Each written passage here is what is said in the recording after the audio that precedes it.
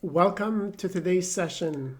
Today we're going to talk about Chapter 2, Private Sector Labor Relations, History and Law. And this is obviously a typical review of history and law in the United States of America when it comes to bargaining and unions and what the laborers had to go through to get fair laws, better working conditions, the 8-hour workday perhaps, and many other conditions of employment that has been enacted over the years, and we're benefiting from that today as employees and professional workers and organizations in the United States. And some of these laws have also been enacted in foreign countries as well throughout Europe and Asia. So a lot has gone obviously throughout the history to get us to this point. So let's look at some of these major elements of private sector labor relations, the history and the law when it comes to unions and bargaining agreements and negotiations. In regards to the pre-revolutionary America, there was little division between employer and employee. Most workers were self-employed. So in other words, the employer is the employee in a way. He or she is doing his or her work, especially when you're looking at somebody starting his or her business from the ground as an entrepreneur. For the most part, he or she is going to be doing most of the work on a personal level until it gets to a point where they can afford to hire a second person and then eventually third, fourth, and so on. So during this pre-revolutionary America, the American employers used to basically rely on what is known as indentured servants or slaves who contributed to the early workforce, like farming and other chores that had to be done. And then we have the post-revolutionary America, where we had some skilled workers who became shop owners. In other words, these private small business entrepreneurs eventually grew into a larger business, and they were able to develop some skills or get employees who had those skills or have those employees develop those skills. So owners employed people to work for them. There was increased competition, which demanded cheaper production costs and lower wages. The skilled workers formed associations and societies to protect their handiwork. Then we had the skilled workers who agreed on a pay scale and work only for shop owners who would actually pay them those wages. And we also began to see the start of the industrialization in creation of mass production, which laid the foundation for unskilled laborers' unions. And during the post-civil era, we saw factories and mills which opened and they needed unskilled labor. We saw women and immigrants supplying cheap labor for factories. And also monopolies developed with increasing need for workers to unionize to encounter the power of these monopolies in the U.S. So little by little, we saw the growth of national unions. So one more specific one is the National Labor Union, or NLU, which was formed in 1866. They advocated an 8-hour workday. So instead of working 10, 12, 15 hours a day, where some workers did not know when they would be going home, this organization basically advocated the 8-hour day. So again, National Labor Union, or NLU, was the first to advocate the 8-hour workday. And also they provided restrictions on immigration. So again, unions have traditionally disliked open immigration simply because their members do not want cheaper labor to replace them with lower salaries. NLU did not have collective bargaining as one of its aims. It disbanded in 1872, so it only lasted for about 6 years and then it was gone. In the beginning, the NLU advocated women's rights and the unionization of freed slaves, but neither group was admitted into the NLU as full participants.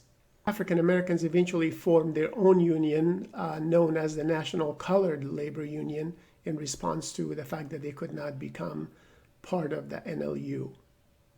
In terms of history, you're also going to see the Molly Maguires. The Molly Maguires were a legendary group of union organizers in the coal mine fields in 1875. After a failed strike, they were accused of and eventually convicted of murder and arson. Prosecution of Molly Maguires was aided by testimony of Pinkerton Detective Agency personnel who had actually infiltrated the union. So you learn a little bit about salting or salting in unions. This is another way of obviously looking at the same thing, but on the opposite side. So where some detective agency is basically going into work there and trying to get information from them. Such practices were common as detectives were hired by owners as labor spies. The railroad companies during this period were providing large dividends to their wealthy stockholders while the railroad company was losing money. So to compensate, the rates were increased and wages were cut. As a result, workers became discontent, and after a 10% cut in wages was announced in 1877, the workers in Maryland began a strike. The strike spread quickly and violently. It lasted 20 days, and more than 100 workers were killed. Eventually, the federal troops were called in to suppress the strike. So you can see the history of labor has been somewhat violent, and unfortunately, many people have lost their lives in order to create better wages and fairer or professional work environment for all of us in today's environment. You also see the Haymarket Square Riot. This took place in Chicago during 1886. This is where workers were striking to demand an 8-hour workday. So a peaceful meeting ended with a bomb thrown into a group of police officers. One policeman was killed along with several strikers. Then in terms of the history, you see the Knights of Labor. The Noble Order of the Knights of Labor, otherwise known as KOL, was founded in 1869. Their goals were higher wages, fewer working hours, and better conditions through legislation. The public, however, began to associate the Knights of Labor, or KOL, with violence after it was assumed that they had engineered the Haymarket Square Riot. Although they had nothing to do with it, the KOL began to lose support in the public sector. Then there's the Pullman strike of 1894, where railroad workers went on strike to demand wages be restored to previous levels and rents lowered. Many other railroad workers went on strike in sympathy. The strike was peaceful and well organized. The owners, with the help of the federal government, added mail cars to the trains. Strikers were then charged with interfering with mail delivery, and federal troops were brought in to break the strike. However, this is where the strike became violent. The court then enjoined the strike by applying the Sherman Antitrust Act, stating that the contract, conspiracies, and combinations formed in restraint of trade and commerce are all illegal. However, it should be noted that theoretically the Sherman Antitrust Act was directed at business, not specific individuals or specific unions. In the history of labor movement in the U.S., you read a little bit about Eugene Debs, who was the founder of the American Railway Union. So Debs fulfilled the goal of earlier unions by successfully organizing a national industrial union capable of staging a united strike. He became a socialist after witnessing government's intervention on the side of owners in labor disputes. The American Federation of Labor, otherwise known as AFL, was formed in 1886 under Samuel Gompers. Its goal was to improve the position of skilled labor. The AFL dominated the labor scene after the KOL began losing some of their support in the public sector. So Samuel Gompers, he was the founder of AFL, believed the major emphasis for the labor movement was on economic and industrial action in the workforce as opposed to political action. The industrial workers of the world otherwise known as IWW, originated in Colorado minefields in reaction to mine owners breaking strikes by bringing in armed guards. So the industrial workers of the world, known as Wobblies, they advocated both a labor and social agenda, advocating an overthrow of capitalism. After the Russian Revolution, socialist advocates like the industrial workers of the world lost some of their support in the United States. Again, politics do have an impact here in terms of the US and the Russians. So keep in mind that the Cold War lasted all the way to the 1980s. So even though we're talking about 100 years ago, but nonetheless, there was this animosity between the Americans and the Russians during that time. Fanny Sellens, a female labor organizer, was shot in the back and killed during 1919 strike against Allegheny Coal and Coke Company. So she was shot in the back by deputies who were working for the mine owners. So people, again, both men and women, have lost their lives over the years to create better working conditions and better work environment for all of us today. Eventually, we had the Women's Trade Union League, WTUL. It was the first national association dedicated to organizing women, and emerged after 1903 when the AFL failed to fully involve women within its ranks. So we see that both women and minorities, like African Americans, were excluded from these unions. So eventually they formed their own unions to have one collective voice. The Women Trade Union League was a network of working class and elite women who joined to promote better working conditions and living conditions, and they advocated the 8-hour day minimum wage and abolition of child labor, at least in the United States at that time. As part of the history, you'll read a little bit about the Colorado 1914 massacre, where the United Workers of America were on strike and eventually evicted from company-owned towns. Miners erected tent colony and coal operators were sent in militia who massacred 20 men, women, and children on the same day. It has been called a day that will live in infamy for the American labor movement.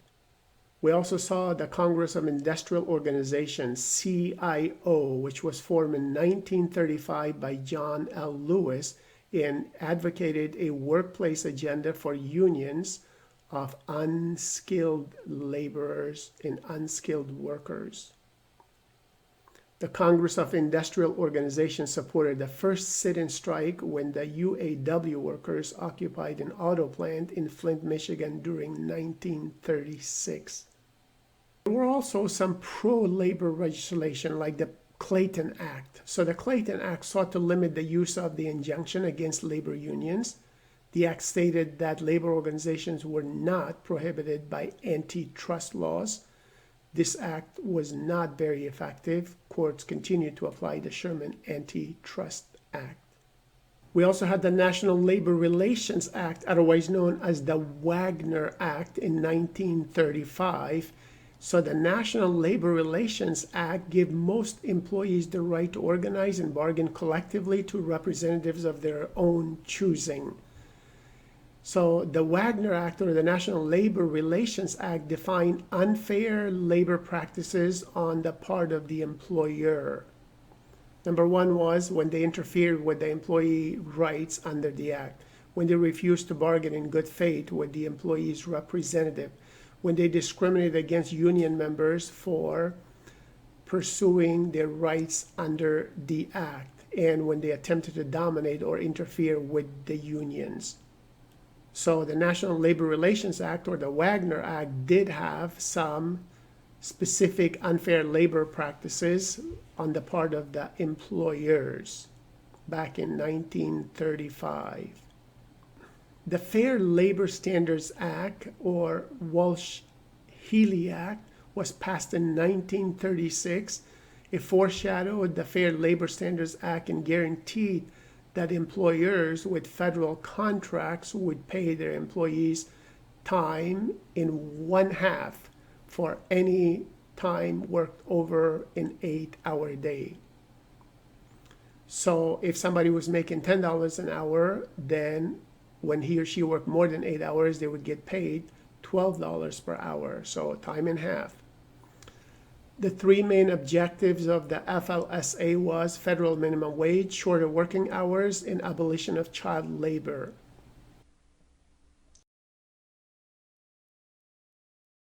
The chapter discusses the roots of the American labor movement. So you have the pre-revolutionary America, where there's discussion about the agricultural economy, in little division being between employers and employees, labor force being free laborers, indentured servants, and even slaves that were brought in from other countries, specifically from Africa. So what is a labor union? A labor union is an organization of workers that are dedicated to protecting their interest in the workplace and improving wages, hours, and working conditions. First, let's start with defining labor unions. What do we mean by labor union? Labor union can be an organization of workers that are dedicated to protecting their interest in the workplace and improving their salaries, their working hours, working conditions, and maybe other environmental issues that they want to change. So we see that there was a National Labor Union founded in 1866, which was the first union to allow skilled and unskilled workers to join in one union. It pursued a political as well as a workplace agenda. Then we had the National Colored Labor Union. So NLU's reluctance to admit African Americans to full membership led to the creation of NCLU. It hoped to affiliate with NLU, but it was refused in the 1870 Congress. So in terms of growth of national unions, we saw NLU. We saw the NCLU being formed simply because the NLU would not want African Americans or those who were black. Are there such divisions in Afghanistan? Are there opportunities for people to form their own unions? For example, if females are not being allowed into the male unions or male teams, should they be allowed to form their own teams? The ideal obviously would be for everybody to work together as professionals, men and women, within the confinements of the Afghan culture in the religion of Islam. However, when that's not possible because of extreme views on both sides, then obviously men can have their teams and women can have their own teams, so their voices can be heard through a collective forum. One female or one male may not speak his or her mind, but when one male or one female is combined with other men or other women, they're likely to voice their opinion and pass it on to the authorities, to the managers, or even to the government. So there are some possibilities to apply the historical movement of labor union in the United States into Asia, and more specifically into Afghanistan. We just have to do it in alignment with the cultural norms and expectations of Afghanistan and obviously the religion of Islam. So there were some judicial regulations as well. The Cordwainers conspiracy cases told us that if 2 or more people conspired to commit an illegal act, they were guilty of conspiracy, whether or not they ever completed a particular illegal act or not. So they must prove an illegal purpose or reliance on illegal means. As you read Chapter 2, you should also become familiar with the concept of yellow dog contracts. So yellow dog contracts or yellow dog clause of a contract or an ironclad oath is an agreement between an employer and an employee in which the employee agrees as a condition of employment not to be a member of a labor union. So when you're being hired as an employee, you agree with the owner or the manager or the company overall that you will not join a union. That's called a yellow dog contract. The National Labor Relations Act, also known as the Wagner Act, was the cornerstone of the U.S. federal labor law. The act was first in history to give most private sector employees the right to organize into unions, the right to bargain collectively with employers, and define unfair labor practices by employers, and created the National Labor Relations Board.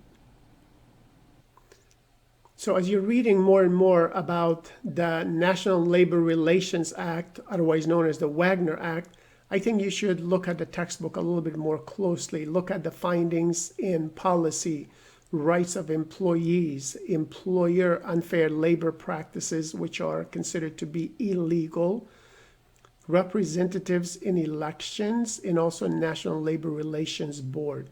So these figures in the textbook give you a good overall summary.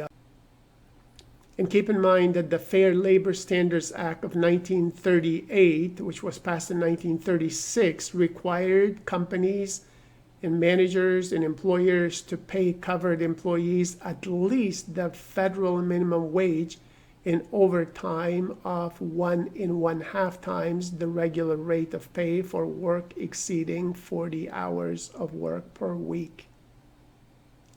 So as you're reading the historical movement of labor, think about, again, in terms of salary, how employees have been able to organize and increase the salaries over time. So this graph gives you a good idea of how much union members are paid and how much non-union members are paid based on their gender, based on their ethnicity or race. So workers have been trying to organize for higher wages. Has it made a difference? Well, data and research shows that yes, it has made a difference. Now the question is it really worth it, the amount that they have paid in membership dues or not? So in total, you can see here that union members are paid $908 per week during 2009, and non-members were paid $710. So that's almost a $200 difference per week. In terms of men, you can see the men who were members of the union were paid more. For women, same thing. And actually for women, the females who were members of the union, they're paid a lot more compared to those who are non-union members. So the difference here is greater perhaps because here women had a collective voice, so they were able to increase their salaries to a higher level. But what is disappointing is to see that there's still this huge gap in 2009 between men and women. So you can see the average salary of men was $908, where average salary of women was $840 for union membership. And it was even lower, obviously, for non-union members. We also see that African Americans made about $749 per week during that time if they were union members, which, as you can see, is much lower than the males who were predominantly white in this case, and also females who were predominantly white. So we see that African Americans made $749 per week in 2009 compared to the total is much lower, even though their members are union. So we can see that race or skin color is a factor. Latinos made a slightly higher weekly salary of $774 during 2009, and this is much lower again compared to the total union members' salaries.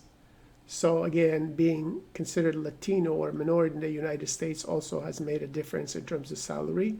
And finally, Asians, we can see it's the smallest percentage out of all these three categories of whites, African Americans, and Latinos. But nonetheless, their salary seems to be on par with the total, and there is a smaller gap between those who are members of unions and those who are not. So I guess there can be some research conducted to see why we see this. Maybe it's because we don't have enough data, obviously, because the Asians make up a very small percentage of the US population, where Latinos and African Americans make a larger percentage of the overall population in the US, although the Asian population seems to be rising over the years. So in terms of women in union, there are major areas of potential growth for unionization, especially in healthcare industry and also clerical workers. So unions are trying to basically tell these employees who are working in these industries that we can get you a higher salary, better working conditions, as long as you become a member of the union. Women's Trade Union League was formed by reformers in working women. It adopted 6-point platform. Number 1, equal pay for equal work. Number 2, full citizenship for women. Number 3, an 8-hour workday. Number 4, a minimum wage. Number 5, organization of all workers into unions. And number 6, the economic programs of the American Federation of Labor. The Coalition of Labor Union of Women, CLUW, was formed in 1974 by women within the U.S. labor movement to promote a renewed interest among women to unionize. So the union members have been working very hard to try to recruit and retain women as members of the union to help them get more salary or higher wages, and also to rise into ranks of management. In terms of immigrations and union, we can see that except for the American Indians and their descendants, all of the people in the United States are considered immigrants or descendants of immigrants.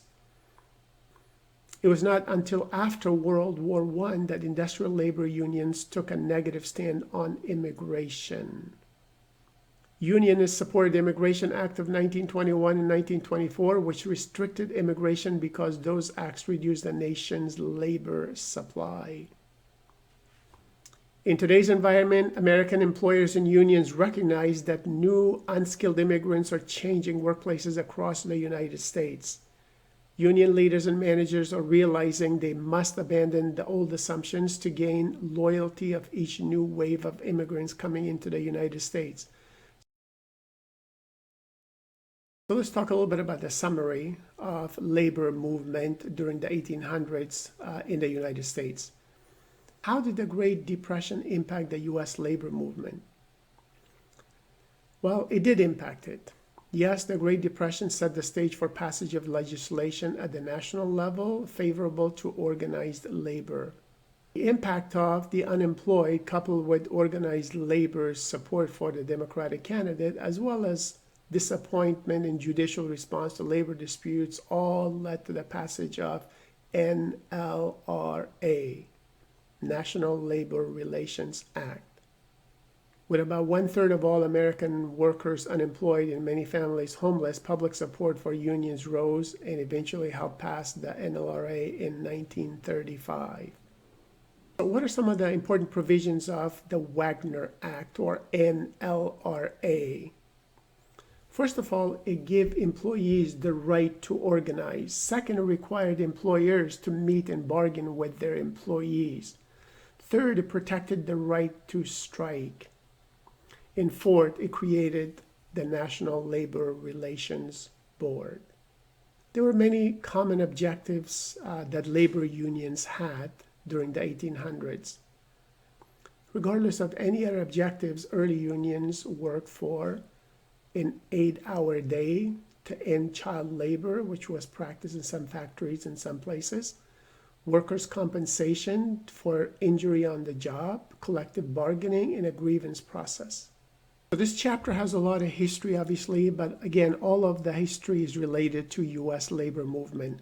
It may not be applicable in Afghanistan necessarily, but I think you should at least know the concepts as you're reading the chapter. Try to understand what the concepts are and how the government might have applied them, and what the rationale, the purpose behind these laws are to regulate the movement of either employers, unions, and to give some rights to the employees.